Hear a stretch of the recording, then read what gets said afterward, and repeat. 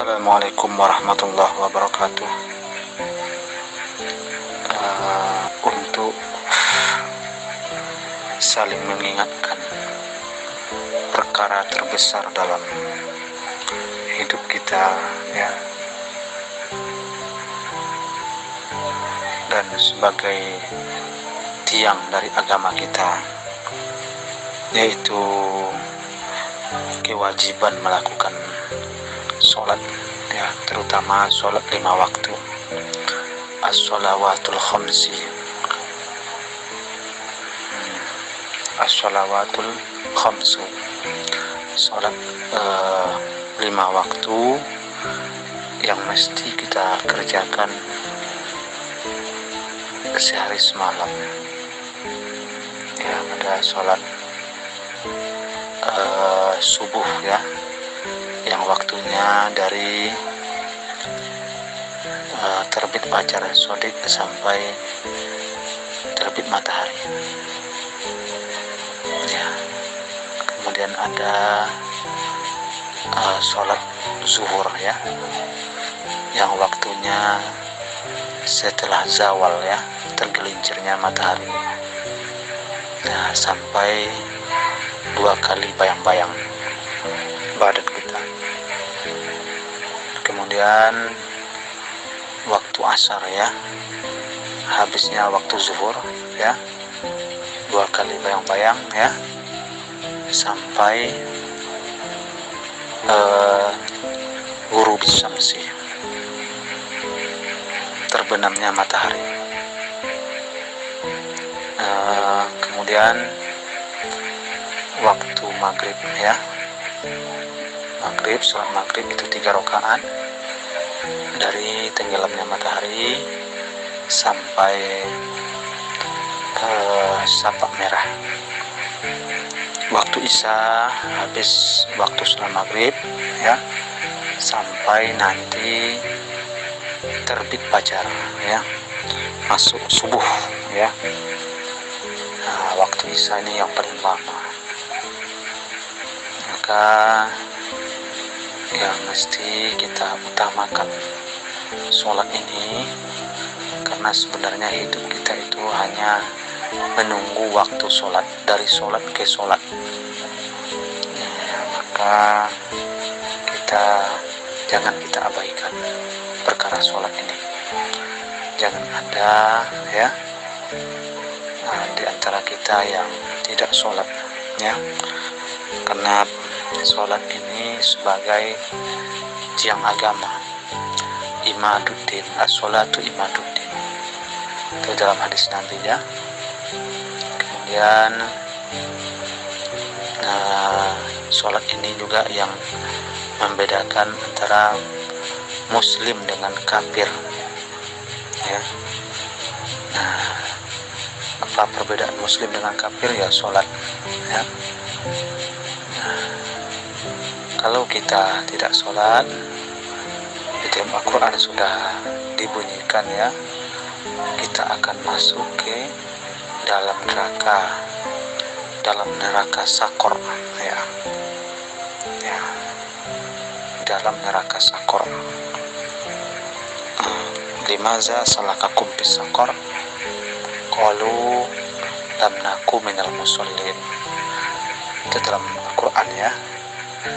Kenapa kalian masuk dalam neraka sakor? Ya, orang ini menjawab, ya, mereka menjawab, kami bukan dari orang yang sholat, ya. Kemudian sholat itu kita dianjurkan untuk khusyuk, ya. Jadi mari kita pelajari juga maknanya secara beransur-ansur, ya, apa yang kita baca, mulai dari Al-Fatihah yang kita baca, ya, ya. Nah, mulai dari niatnya, ya, dan usollinya kalau pakai usolli, ya, karena dalam niat sholat ini, ya, harus terhimpun di dalamnya qasad ta'arud ta'ayun, Qasad itu sengaja aku sholat itu ya, aku sholat. Ta'arud itu ya menyebutkan apakah sholat kita itu fardu atau sunat. Ya, usolli fardu ya kalau fardu. Ya, kalau dia sunat ya sunat buat ya. Nah, ta'ayyunnya itu ya membedakan apakah sholat zuhur atau sholat asar ya. Itu harus terangkum dalam niat kita. Niat kita ya, jatuhnya niat itu dari alifnya ya pada kalimat takbiratul ihram, Allahu Akbar ya. Pada waktu itu sudah terangkum yang 3 tadi ya. Sama kita membayangkan isi rumah, kita bayangkan aja sedikit, walaupun kita macam mata itu terbayang isi rumah seisinya ya, terbayang itu seisinya itu. Nah, seperti itulah kita niat sholat itu, terbayang dari qasad, ta'arud, ta'ayyun. Qasad itu aku sholat, ta'arud itu fardu atau sunat ya. Berarti kalau fardu dalam hati kita buat fardu, ta'ayyun itu kalau zuhur sebutkan zuhur dalam hati kita ya. Kalau lapas niat itu, kalau lapasnya itu sebelum takbiratul ihram itu belum sholat, itu lapas niat ya. Lapas niat itu hanya untuk membantu niat kita ketika takbiratul ihram ya, Allah. Jadi niatnya itu belum, niatnya itu di dalam takbiratul ihram ya, terangkum di situ 3 ya, qasad, ta'arud, ta'ayyun.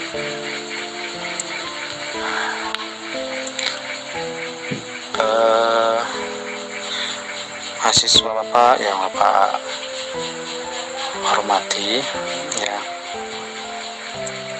kemudian ya Al-Fatihah itu kita dalami juga artinya, bukan hanya sekedar hafal ya. Bismillahi dengan nama Allah Ar-Rahmani yang pengasih, Ar-Rahimi penyayang ya. Dalami itu membuat kita khusyuk dalam sholat ya. Al-Fatihah kita hafal artinya berkata, kemudian kalau ada apa doa iftitah ya kan, hafal kita, doa tahiyat hafal ya, kalau ruku hafal subhana rabbiyal azim wa hamdi, bangkit 2 dari sujud ruku hafal ya, hafal ya beransur-ansur untuk menghafalnya. Kalau belum hafal ya, untuk memperbaiki kualitas sholat kita, ada itu di buku kecil namanya, yang biasa itu dipakai, buku tuntunan sholat lengkap ya. Jadi perkara sholat ini ya, jangan nanti ya tidak tahu kita bacaan arti apa yang kita baca dalam sholat ya. Jadi salah satu untuk melakukan sholat khusyuk ini dengan tahu artinya. Kemudian ya harus isti'adat kita, isti'adat ini bersiap-siap kita untuk sholat itu. Jangan gelisah-gelisah ya. Siapkan diri kita ya, tanda siap diri kita ya cepat kita berwudu ya. Asbagtul wudu ya, sempurnakan wudu. Sempurnakan wudu ya. Dalam wudu ini ada nanti wurrah wa tanzil ya, basuhan wajah kita itu dilebihkan dari batas wudu itu ya. Kemudian itu wurrah namanya ya, basuhan tangan kita dilebihkan dari siku kita itu ya, tanzil namanya. Itu nanti akan bercahaya nanti di akhirat ya, bertambah ganteng kita nanti di surga ya. Kemudian apalagi ya, banyak sebenarnya cara-cara sholat khusyuk itu ya, termasuk ya kita menganggap sholat kita itu sholat terakhir ya. Mana tahu nanti setelah sholat zuhur itu kita tak ada nyawa lagi ya, maka kita betul-betul ya hargai sholat itu waktu itu. Nah ya kan, kalau ulama sufi itu dalam lagi ya, menganggap mereka itu ya neraka di bawahnya ya, malaikat maut di belakangnya ya kan waktu sholat itu ya. Seolah-olah mereka berdiri di atas sirat ya, itu orang-orang sufi itu ya. Sebagian kita belum sampai ke situ kan. Itu ya, apa manfaat dari sholat itu ya. Pertama, sholat khusyuk itu manfaatnya ya, kita akan menjadi orang yang muflihun, orang yang sukses dunia akhirat, orang yang beruntung. Qad aflahal mu'minun alladzina hum fi sholatihim khashi'un. Beruntunglah orang-orang yang mukmin ya, yang khusyuk dalam sholatnya. Kemudian kita akan mendapatkan ketenangan, ketentraman ya. Itu manfaatnya dari segi agama ya. Nah, harmoni dalam hati kita ya kan, tenang kita ya, gelisah-gelisah bawa sholat ya, tenang itu ya, akan terjadi sakinah dalam kehidupan kita. Kemudian mukaffirat ya, yang ketiga manfaatnya dari segi agama, mukaffirat, menggugurkan dosa-dosa kecil ya. Kalau dosa besar itu dengan taubat nasuha ya, dosa kecil ya, dosa kecil bisa digugurkan oleh sholat ya. Sholat 5 waktu, dari sholat ke sholat itu menggugurkan dosa ya kan. Kemudian inna sholat, yang keempat, inna sholata tanha anil fahsai wal munkar ya. Sesungguhnya sholat ya yang khusyuk itu akan mencegah dari perbuatan keji dan mungkar ya. Ya, kalau orang sholat khusyuk, insya Allah dia tidak akan mau korupsi, tidak akan mau mencuri ya, tidak zalim kepada orang lain ya, dia akan tidak mau bersifat bahimiyah ya, bersifat binatang ya. Subuhnya tidak mau bersifat binatang buas ya, tidak serakah dalam kehidupannya. Nah, kalau orang yang khusyuk dalam sholat ya. Kemudian menurut medis dan ilmu kedokteran, manfaat sholat itu sekurangnya ada 5 ya, ada 5 sekurang-kurangnya. Yang pertama ya, untuk kesehatan ini maksudnya, yang pertama meningkatkan sirkulasi darah ya. Kalau sirkulasi darah lancar, insya Allah penyakit menjauh dari diri kita ya kan. Kemudian kesehatan jantung, yang kedua kesehatan jantung. Jantung kita bagus ya, insya Allah juga fisik kita bagus ya. Kemudian mengurangi stres ya, banyak orang yang dapat penyakit karena stres ya. Maka kalau kita mengalami gundah gulana, depresi ya, kurang tenang ya, bawa sholat hingga nanti stresnya hilang. Kemudian meningkatkan pencernaan ya, pencernaan ya, seperti karena gerakan sholat ini juga berpengaruh kepada tubuh ya, seperti gerakan yoga dia ya. Apalagi sholatnya di masjid, berjalan ke masjid, dari rumah ke masjid itu sudah membaguskan lambung sebenarnya, itu sudah membaguskan pencernaan ya, sudah olahraga di situ masuk. ditambah lagi olahraga gerakan sholatnya. Kemudian akan